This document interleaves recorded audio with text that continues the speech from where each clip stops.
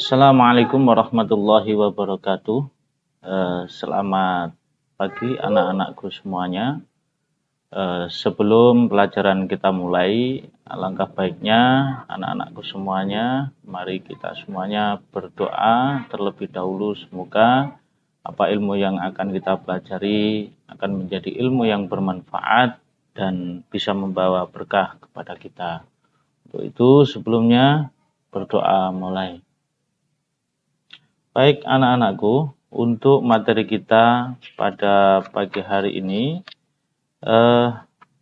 yaitu bab 11 tentang menjaga martabat manusia dengan menjauhi pergaulan bebas dan zina. Demikian anak-anakku, silahkan lihat slide yang ada, menjauhi pergaulan bebas dan larangan mendekati zina. Tentunya anak-anakku semua sudah bisa membayangkan bagaimana pergaulan bebas itu dan kenapa larangan mendekati zina itu dilarang oleh Allah Subhanahu wa Ta'ala. Membahas pergaulan bebas ada berpakaian dengan segala konsekuensinya. Bagaimana menghindari pergaulan bebas dan menghindari zina. Kita lihat pada surat Al-Isra ayat 32 dan surat An-Nur ayat 2 yang berbunyi A'udzubillahi minasyaitonirrajim. Bismillahirrahmanirrahim. Wala taqrabuz zina innahu kana fahisyah wa sya'a sabila. Yang artinya, dan janganlah kamu mendekati zina. Zina itu sungguh suatu perbuatan keji dan suatu jalan yang buruk. Surat Al-Isra ayat 32. Yang berikutnya, surat An-Nur ayat 2. Yang artinya bahwa pezina perempuan dan pezina laki-laki, deralah masing-masing dari keduanya 100 kali dan janganlah rasa belas kasihan kepada keduanya mencegah kamu untuk menjalankan agama atau hukum Allah jika kamu beriman kepada Allah dan hari kemudian. Dan hendaklah mereka disaksikan oleh sebagian orang-orang yang beriman. Ini arti dari surat An-Nur ayat 2. Sekarang kita coba menganalisis isi kandungan surat Al-Isra ayat 32 yang telah kita baca tadi anak-anakku. Yaitu yang pertama adalah janganlah kamu mendekati zina. Maksudnya bagaimana? Maksudnya adalah Islam memerintahkan untuk menjauhi segala sesuatu yang bisa mengundang terjadinya perbuatan zina. Nah, ini bagaimana Allah telah melarang dari mendekati perbuatan zina yang dimaksud. Yang pertama adalah memandang perempuan yang bukan mahramnya, atau sebaliknya memandang laki-laki yang bukan mahramnya. Itu adalah suatu perbuatan yang dilarang oleh Allah Subhanahu wa Ta'ala. Yang kedua adalah berduaan dengan lawan jenis yang bukan mahramnya. Apalagi seusia kalian, ini usia yang masih labil, masih penasaran, ingin mengenal dan mengetahui bagaimana pergaulan antara lawan jenis seperti itu. Atau istilahnya pada zaman sekarang itu pacaran. Itu yang sebenarnya dilarang oleh Allah Subhanahu wa Ta'ala sesuai dengan surat Al-Isra ayat 32. Yang ketiga adalah berpakaian tidak menutup aurat. Jadi tidak menutup aurat itu juga bagian daripada mendekati zina. Artinya dalam kita berpenampilan, kalau kita ini adalah orang muslim ataupun muslimah, tentunya kita mempunyai kewajiban yaitu menutup aurat. Yang keempat, melihat film yang mengumbar aurat. Artinya apabila kita sekarang setiap hari tidak lepas dari yang namanya media sosial atau HP atau laptop, dan di sana banyak menu-menu yang bisa kita akses. di antara lain adalah YouTube. Dan film-film yang mungkin itu termasuk larangan Allah Subhanahu wa taala dan yang mengakibatkan dari sebuah perzinahan tersebut. Nah, film-film tersebut atau gambar-gambar yang kita lihat di media sosial apabila itu adalah mengumbar aurat, maka itu adalah perbuatan dosa karena itu termasuk pada perbuatan mendekati zina. Dan masih banyak contoh-contoh yang lain. Yang ketiga, yang berikutnya yaitu yang B, menjauhi segala bentuk pergaulan bebas. Jadi menjauhi segala bentuk pergaulan bebas ini juga bagian daripada mendekati zina dan ini dilarang oleh Allah Subhanahu wa taala. Apalagi zaman sekarang antara anak laki-laki dan perempuan seolah-olah tidak ada batasnya dan cara berpenampilan pun juga semaunya sendiri. Yang penting ikut model masa kini, mungkin pakai baju yang serba ngepres, street atau apa itu yang kelihatan lekuk tubuhnya. Nah, ini bisa mengundang dari apa yang namanya sebuah perzinahan. Tentunya ini dilarang oleh Allah Subhanahu wa taala. Yang C, perbuatan zina termasuk sesuatu yang keji. Karena perbuatan tersebut menimbulkan keburukan antara lain. Yang pertama, merusak tatanan hukum dan sosial. Tentunya ini adalah perbuatan perzinahan ini dilarang oleh hukum pemerintahan dan juga terlebih hukum agama. Di dalam hukum agama yang telah dijelaskan di dalam surat Al-Isra ayat 32 tadi, mendekati zina saja tidak boleh apalagi melakukan sebuah perzinahan. Dan di situ di dalam surat An-Nur juga disebutkan ayat 2 tadi, hukuman-hukuman dari perbuatan zina. Dan untuk secara sosial tentunya ini sangat merugikan bagi yang melakukan perzinahan tersebut.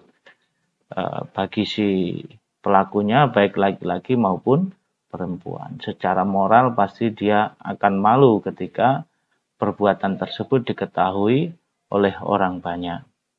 Dan efek atau dampak dari perbuatan tersebut sangat banyak. Di antaranya putus sekolah, sekolah belum selesai karena perzinahan sehingga hamil sebelum lulus sekolah sehingga yang dikorbankan adalah masa depannya. Sekolahnya berhenti, tidak selesai dan ini secara dampak sosial sangat negatif. Yang berikutnya adalah merusak harkat martabat manusia. Secara moral, secara kehormatan dalam bersosial tentunya orang yang telah ketahuan berbuat zina ini akan dikucilkan oleh orang, akan diejek oleh orang, tidak dihargai oleh orang. Maka akan disebut bahwa kalau zaman sekarang itu anak nakal. Kalau yang cewek anak gampangan, dibawa si A, dibawa si B, besoknya dibawa si C. Jadi seperti orang yang tidak mempunyai wibawa, tidak mempunyai kehormatan, karena kehormatannya hancur karena atas perbuatan zina tersebut. Harkat martabat manusia akan menjadi rusak. Yang ketiga adalah menimbulkan penyakit sosial. Tentunya dari pergaulan bebas ini atau perbuatan zina ini, kalau tidak ada tindakan tegas, kalau tidak ada sanksi, maka ini akan menjadi penyakit sosial. Dan ini mungkin dulu orang itu tidak menutup aurat itu adalah hal yang tabu zaman dulu. Tapi zaman sekarang anak-anakku, kalian bisa melihat sendiri di jalanan, di pasar, di mal atau tempat-tempat wisata, seolah-olah orang itu tidak menutup aurat itu tidak punya malu. Artinya apa? Apabila perilaku seperti ini itu tidak dirubah, maka ini akan menjadi sebuah budaya yang mana ketika ini sudah membudaya, hal yang harusnya itu ketika dilakukan adalah dosa dan hukumnya haram, tapi karena itu sudah menjadi budaya, maka kita atau orang-orang tersebut yang melakukannya tidak terasa bahwa setiap hari dia telah melakukan dosa. Nah, inilah diantaranya dampak dari perbuatan zina atau pergaulan bebas akan menimbulkan penyakit sosial. Selain itu, analisis terkait dengan surat An-Nur ayat 2, sebelum kita jauh membahas tentang kandungan-kandungannya, kita baca dulu terkait dengan asbabun nuzul dari surat An-Nur ayat 2 tersebut.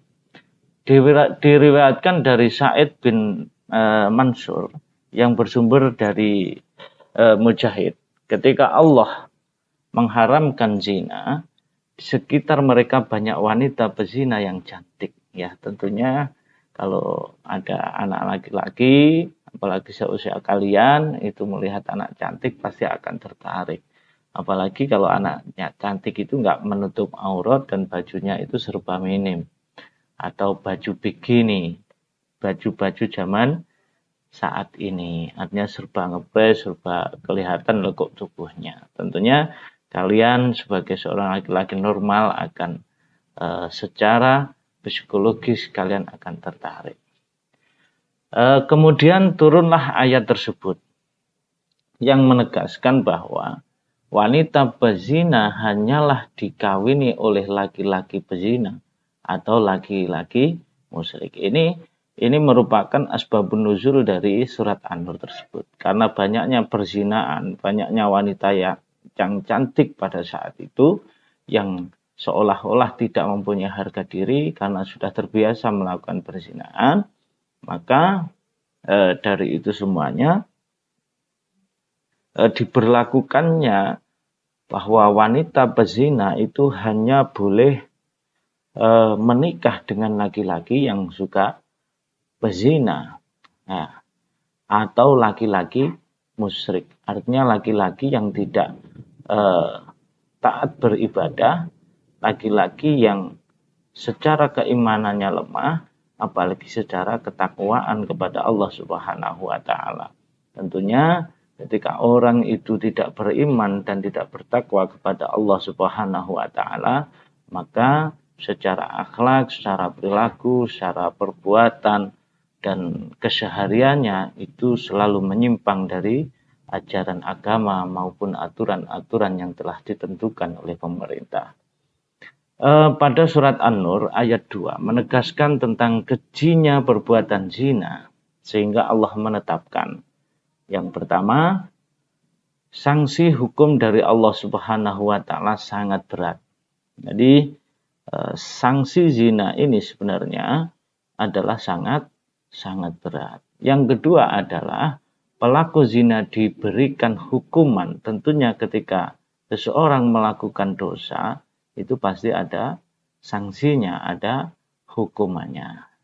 Yang ketiga yaitu yang dikenakan hukuman kedua pelaku zina, baik laki-laki maupun perempuan. Jadi tidak ada alasan bahwa ketika keduanya ini telah melakukan suatu perbuatan yang dilarang, maka yang mendapatkan sanksi itu kedua-duanya. Tidak ada api kalau tidak ada yang menyulutnya. Artinya tidak akan ada sebuah perzinaan tanpa ada sesuatu hal yang memancing untuk melakukan sebuah perzinaan tersebut. Yang keempat, jika pelakunya laki-laki atau perempuan yang belum menikah, ya, maka hukumannya didera 100 kali tanpa belas kasihan. Nah, ini kalau kedua pelakunya ini belum pernah menikah. Artinya yang laki-laki masih bujang atau masih jejaka, dan yang perempuan itu masih perawan. Setelah itu dia melakukan perbuatan zina, maka hukumannya adalah didera 100 kali tanpa belas kasihan.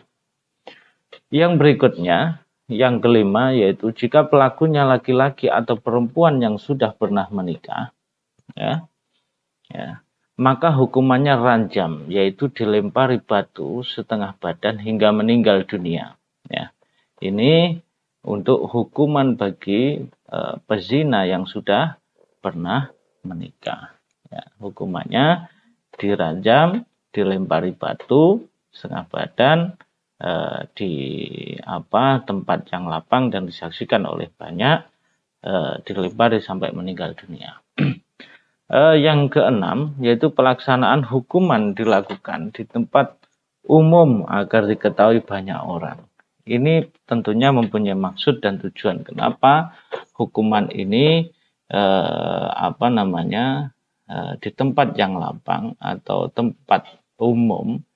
Tentunya ini sebagai pembelajaran bagi orang-orang atau anak-anak muda yang belum sampai melakukan perbuatan zina, supaya ini menjadi sebuah pembelajaran yang tentunya pembelajaran ini bermaksud untuk supaya mencegah dari perbuatan zina tersebut. Sekarang kita simak yang berikutnya. Ada berpakaian sesuai ketentuan syariat Islam. Tentunya kita kalau orang Islam itu ada etika, ada syariat yang mengajarkan tentang bagaimana berpakaian yang benar sesuai dengan ketentuan agama Islam atau sesuai dengan syariat Islam. Yakni yang pertama, memahami adab berpakaian menurut ketentuan Islam. Ini menjadi bagian dari adab berpakaian yang pertama. Yang kedua, menghayati adab berpakaian menurut Islam. Jadi menghayati di sini tidak hanya kita berpenampilan menutup aurat, artinya sesuai dengan aturan yang ada atau syariat Islam, tapi bagaimana secara perilaku dan keseharian kita itu sesuai dengan apa yang kita pakai. Artinya tidak hanya sekedar casingnya saja yang kelihatan baik, kelihatan syar'i, tapi perilakunya pun juga harus menunjukkan bahwa perilakunya itu adalah perilaku yang terpuji. Menerapkan adab berpakaian menurut Islam, ini juga sangat penting.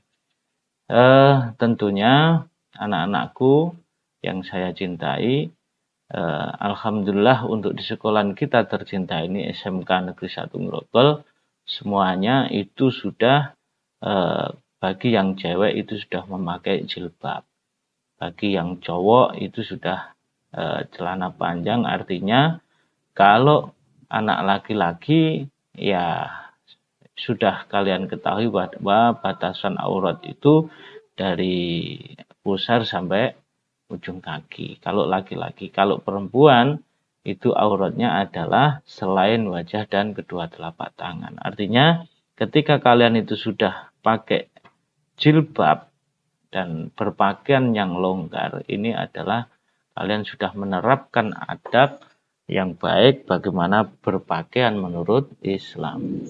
Yang keempat adalah membiasakan adab berpakaian menurut Islam. Berpakaian sesuai dengan syariat yang ada, ini tidak mudah kalau ini tidak dibiasakan. Misalkan yang laki-laki ini tidak terbiasa memakai kopiah, maka karena belum terbiasa, maka dia akan pasti mempunyai rasa malu atau mungkin rasa risih atau bagaimana ketika dia memakai kopiah. Atau anak sekarang itu istilahnya kurang percaya diri atau kurang pede kalau dia itu memakai kopiah. Artinya karena apa? Rambutnya itu sekarang itu anak zaman sekarang itu macam-macam modelnya. Ada yang sigar pinggir, ada yang sigar tengah, dan ada yang dipotong moha. Tentunya kalau ini dipakaikan kopiah, itu potongan rambut itu tidak akan kelihatan. Maka anak sekarang itu kalau nggak kelihatan gantengnya itu nggak pede. Seperti itu. Yang berikutnya kalau sebaliknya yang cewek. Kalau cewek juga demikian, tidak terbiasa pakai jilbab, maka anak-anak cewek ini pasti dia akan risih. Jadi seperti kalian misalkan di rumah nggak pakai jilbab, waktu sekolah pakai jilbab karena ini sebuah aturan yang harus dipaksa untuk memakai jilbab, eh, maka pasti ada hal-hal atau perilaku yang tidak nyaman untuk kalian karena memakai jilbab. Entah itu tangannya itu dimasuk-masukkan jilbab atau jilbabnya dipegang terus atau sambil sering dilepas dan lain sebagainya. Intinya kalau tidak dibiasakan itu pasti tidak akan nyaman. Nah, artinya dari sini semuanya sebenarnya pada intinya sebuah kebaikan ini pasti akan menjadi sebuah nilai ibadah kalau kita mau melakukannya. Apalagi ini adalah sebuah anjuran yang diwajibkan oleh syariat Islam. Apalagi karena ini wajib, apabila dilakukan tentunya akan mendapatkan balasan dari Allah Subhanahu wa taala yaitu pahala. Apabila ditinggalkan pasti akan mendapatkan balasan yaitu dosa dan nantinya akan masuk ke neraka. Na'udzubillah. Selanjutnya teman-teman atau anak-anakku yang saya cintai, perlu kalian ketahui, pergaulan bebas itu adalah pergaulan yang tidak mengindahkan norma agama dan norma yang berlaku di daerah setempat atau aturan-aturan pemerintah. Artinya, pemerintah pun juga melarang terkait dengan pergaulan bebas, pergaulan masa kini. Selain agama ini yang telah melarang terlebih dahulu terkait dengan pergaulan bebas ini, karena akan berdampak sangat banyak sekali, akan mengorbankan pendidikan, akan mengorbankan nama baik keluarga, akan mengorbankan masa depan. Dengan salahnya pergaulan bebas ini akan terjerumus pada narkoba, akan terjerumus pada perzinaan, akan terjerumus pada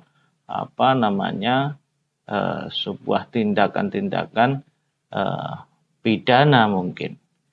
Yang berikutnya adalah kenapa pergaulan bebas ini bisa terjadi.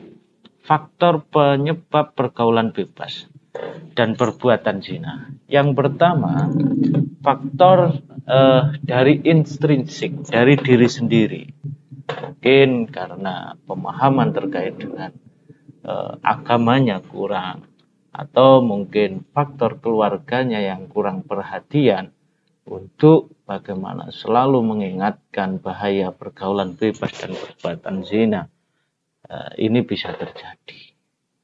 Yang pertama adalah lemahnya pemahaman terkait dengan iman dan Islam. Tentu iman ini sangatlah penting, ketakwaan juga sangat penting. Keimanan di sini adalah meyakini bahwa Allah itu ada dan meyakini bahwa Allah itu mempunyai malaikat-malaikat Allah yang selalu mencatat semua amal yang kita perbuat, baik itu amal kebaikan maupun amal keburukan, dan kita tentunya tidak akan luput dari catatan para malaikat-malaikat Allah yang selalu mendampingi kita. Yang kedua adalah bisikan setan, pola pikir, rasa ingin tahu dan ingin mencoba. Apalagi seusia kalian anak-anakku, tentunya kalian pasti rasa penasarannya ini sangat tinggi. Apalagi ditambah lagi ada bisikan setan. Ya, tentunya dengan pola pikir yang salah, rasa ingin tahu pada sesuatu hal yang mungkin kalian belum tahu atau kalian sudah tahu bahwa itu adalah perbuatan yang salah dan ingin mencobanya. Nah, ini yang sering terjadi awal dari sebuah pergaulan bebas di sini, pergaulan yang salah di sini awalnya adalah mencoba. Ya, mencoba misalkan narkoba, belum tahu ini apa. Ini adalah double L, ini adalah ekstasi, ini adalah minum-minuman keras. Tapi karena seusia kalian ini adalah seusia yang masih labil, artinya masih penasaran bagaimana rasanya narkoba, bagaimana rasanya minum-minuman keras, sehingga ini memicu kalian untuk mencobanya. Nah, dari mencoba di sini, maka karena saking seringnya akan menjadi sebuah kebiasaan. Awalnya mungkin kalian masih ragu dan bimbang bahwa ini sebenarnya dilarang oleh Allah. Ini sebenarnya perbuatan dosa. Kalian masih ingat. Ya. Tapi kalau ini dilakukan dengan berkali-kali dan lingkungan teman-teman kalian itu suka melakukan hal itu, maka tidak akan terasa. Seperti halnya kalian pada saat meninggalkan sholat. Kalau sholat kalian rajin, tentunya ketika kalian meninggalkan, kalian akan kecewa, kalian akan susah, kalian akan sedih. Tapi kalau sudah terbiasa meninggalkan, maka itu tidak akan menjadi persoalan dan kalian tidak merasa bahwa itu perbuatan dosa. Yang ketiga adalah lemahnya pemahaman terhadap dampak pergaulan bebas. Ini penting sebenarnya, bagaimana dampak pergaulan bebas ini harus kita sosialisasikan, kita pahamkan kepada generasi-generasi masa depan atau generasi-generasi muda. Karena kalau bahaya dari pergaulan bebas ini tidak kita pahamkan kepada generasi-generasi mendatang, maka bagaimana nasib bangsa kita ke depan. Yang berikutnya adalah gaya hidup. Gaya hidup ini sangat berpengaruh, sangat bisa menjadi sebab seseorang itu terjerumus dalam pergaulan bebas maupun perbuatan zina. Yang seperti saya sebutkan di awal tadi, gaya hidup atau model, cara berpenampilan, berpakaian. Ini tentunya kalau anak-anak muda sekarang itu gampang terpengaruh. Ya. Ini zamannya pakai legging. Ini zamannya pakai bikini, pakai street. Ini zamannya pakai rok pendek dan sebagainya. Ini zamannya rebonding. Ini zamannya pakai maskara, pakai lensa mata. Ya, ini pasti akan menyebabkan kalian terjerumus pada pergaulan bebas dan perbuatan zina. Kalau saya pikir terkait dengan penampilan, gaya hidup, karena kalian itu masih pelajar, ini artinya ini sebenarnya kalian belum butuh terkait dengan itu. Karena kewajiban kalian itu yang pertama adalah sesuai dengan tujuan awal, kenapa orang tua kalian itu menyekolahkan di sini tidak lain adalah untuk mencari ilmu, tidak untuk mencari perhatian orang lain, tidak untuk bagaimana berpenampilan yang cantik dan menarik sehingga akan menarik simpatik orang lain. Justru itu akan merugikan diri kalian kalau sampai ada seseorang yang tertarik dengan kamu dan kamu juga tertarik sehingga kamu lupa kewajiban yang pertama adalah di sini menuntut ilmu. Yang kelima adalah komunikasi tidak berjalan baik. Atau istilahnya secara ilmu psikologi itu adalah broken home. Karena hubungan seorang anak dan orang tua atau dengan keluarga ini kurang baik. Sehingga ini bisa menjadi salah satu faktor anak itu merasa terkekang sehingga dia mencari sebuah komunitas atau perkumpulan yang mereka anggap itu adalah bagian perkumpulan yang nyaman untuk dia bergaul, mencurahkan isi hati, berkomunikasi, berinteraksi, dan mungkin mengeksplor dari kemampuan-kemampuan yang ada. Kalau pergaulan atau komunitas ini kita tidak pandai-pandai untuk memilih, pasti kita akan bisa terjerumus kepada pergaulan bebas. Dan kalau itu lawan jenis pasti akan terjerumus dalam sebuah perzinahan. Mudah-mudahan kita tidak termasuk itu, ya.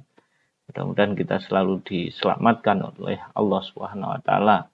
Kita diberi rahmat oleh Allah Subhanahu wa taala, kita diberi petunjuk oleh Allah Subhanahu wa taala sehingga kita bisa terhindar dari pergaulan bebas dan perbuatan zina. Yang berikutnya adalah faktor penyebab pergaulan bebas dan perbuatan zina. Yang berikutnya faktor dari luar. Kalau tadi faktor dari dalam, sekarang faktor dari luar. Yang satu adalah paham sekulerisme dan liberalisme di kalangan masyarakat. Yang tentunya sekuler dan liberal ini tidak begitu mempertimbangkan bagaimana aturan-aturan yang telah diberlakukan di masyarakat ataupun aturan-aturan yang telah diberlakukan di agama, ya, atau syariat Islam. Dia liberal ini lebih kepada menginginkan sebuah kebebasan berekspresi, kebebasan untuk berkomunikasi, kebebasan untuk bergaul, kebebasan untuk berperilaku dan sebagainya. Ini menjadi salah satu faktor untuk terjerumusnya pada pergaulan bebas dan perbuatan zina. Dengan kalau anak sekarang itu simpel alasannya, kenapa nggak kerasan di rumah? Karena di rumah mungkin selalu terkekang, sehingga dia itu mencari kebebasan. Katanya kalau ditanya anak-anak sekarang, apa yang kamu cari di jalanan, misalkan anak-anak, ini salah satu contoh, misalkan anak pang, kenapa kamu hidup di jalanan, kenapa kamu ngamen dan sebagainya. Katanya alasannya itu adalah mencari jati diri. Kenapa mencari jati diri harus di jalanan? Tentunya bekal untuk hidup di kemudian hari ini harusnya yang harus difikirkan terkait dengan ilmu dan kebaikan-kebaikan yang kita miliki ini tentunya harus kita tingkatkan, kita asah. Bukan suatu perbuatan yang menyimpang dan mungkin itu akan membawa pengaruh yang negatif bagi generasi yang lain. Pasti itu para generasi yang lain pasti akan penasaran, pengen mencoba, pengen bergabung, pengen bergaul juga. Akhirnya berawal dari ikut-ikutan sehingga menjadi sebuah kebiasaan yang mana dia tidak sulit untuk melepaskan dari pergaulan tersebut. Lemahnya kontrol orang tua. Kontrol orang tua ini menjadi salah satu faktor yang sangat penting dari pergaulan bebas dan perbuatan zina. Misalkan kalian, pernah nggak kalian itu ditanya oleh orang tua kalian, bahkan setiap hari, kenapa kamu baru pulang jam sekian, pulang malam, dari mana kamu, sama siapa kamu? Pernah nggak kamu ditanya seperti itu? Ini bentuk kontrol orang tua. Pernah nggak orang tua kamu mengingatkan, nak ini sudah waktunya sholat, nak ini sudah sore, cepat mandi.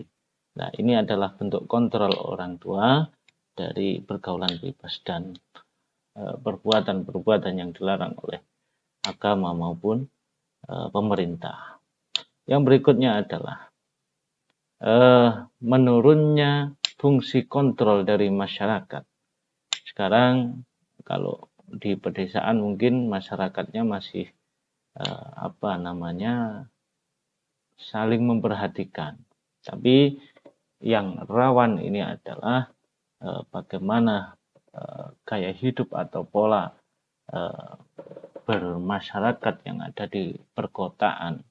Mana biasanya kalau di kota itu ya mikirnya individualis, jadi tidak memikirkan bagaimana tetangganya melakukan perbuatan yang dilarang, tapi lebih berpikir yang penting saya tidak, ya seperti itu. Jadi lebih individual, ya seperti itu, protektif, menutup diri, tidak mau tahu, atau istilahnya di agama itu ya menjadi orang yang sombong, nggak mau tahu dengan lingkungan sekitar.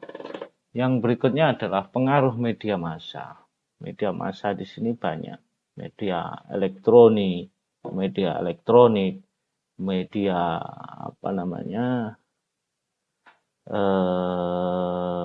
media massa, bisa koran, bisa televisi, bisa HP, bisa internet, ya. Ini pengaruh yang dari luar, dan ini sangat kalau diprosentase ini sangat berpengaruh besar. Karena satu misal zaman sekarang kita itu setiap hari, bahkan ketika bangun tidur pun, pertama kali yang kita cari adalah media massa atau alat elektronik yang namanya handphone. Itu tidak hal-hal yang kebiasaan misalkan yang dicari, misalkan buku untuk dibaca, buku pelajaran atau apa, tidak, tapi HP yang didahulukan. Bahkan karena pengaruh media massa ini, media sosial ini, kita bisa berani sama orang tua. Ketika kita asyik main HP, orang tua memanggil, nah ini waktunya bersih-bersih rumah, ya kita justru marah karena kita masih main HP. Lah ini salah satu pengaruh atau penyebab dari rusaknya moral dan mental generasi masa depan, sehingga mereka mudah terpengaruh dalam pergaulan bebas. Yang berikutnya adalah minimnya sarana pengembangan dan aktivitas remaja. Ya, di lingkungan kita, taruhlah pengembangan bakat, ya, di lingkungan kita ada enggak? Di lingkungan kita itu sebuah wadah atau sarana yang bisa menampung dari bakat-bakat para pemuda, taruhlah lapangan sepak bola, taruhlah lapangan voli, atau kegiatan-kegiatan yang lain yang positif. Nah, ini karena kurangnya ruang atau sarana yang bisa mengasah skill, kemampuan berekspresi yang positif, maka tentu secara psikologi anak-anak zaman sekarang itu dia merasa jenuh dan ingin mengekspresikan dirinya ke hal-hal yang lain karena titik jenuh tersebut. Dampak negatif pergaulan bebas dan perbuatan yang mendekatkan perbuatan zina, ya. Yang pertama adalah melemahnya ketahanan iman. Tentunya semakin kita mendekati pergaulan bebas, semakin kita itu mendekat pada perbuatan zina, tentunya iman ini akan semakin lemah. Sehingga kalau iman ini lemah, maka akan mudah untuk berbuat maksiat. Tentunya kalau keimanan kita itu meningkat, keimanan kita tinggi, itu ketika kita mau berbuat maksiat, itu tidak mau. Karena tahu bahwa itu salah, bahwa itu dilarang, dan itu adalah dosa kalau dilakukan. Seperti itu.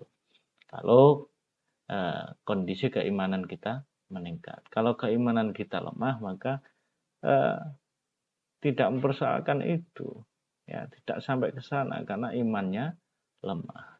Ya, dia tidak ingat, dia lupa bahwa ketika melakukan itu dosa dan ketika dosa akan masuk neraka itu lupa karena dia asik telah melakukan apa yang menjadi kebiasaannya.